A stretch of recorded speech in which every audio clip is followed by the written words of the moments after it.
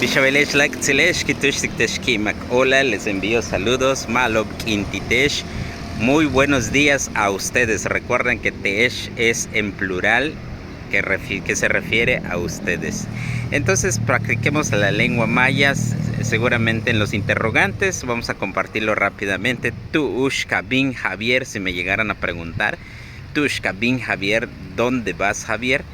Entonces mi respuesta sería Tené Timbiman Chedraui. Yo estoy yendo a comprar en Chedraui.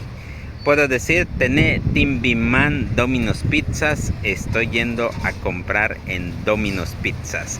Entonces, así de sencillo con la lengua maya, amigos. Kintushtikteshki Makolal. Les envío saludos. Tujel Kintahuetelesh.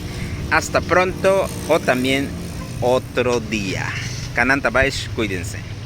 Lemayat ano kushaan. Mishbik inusa atal.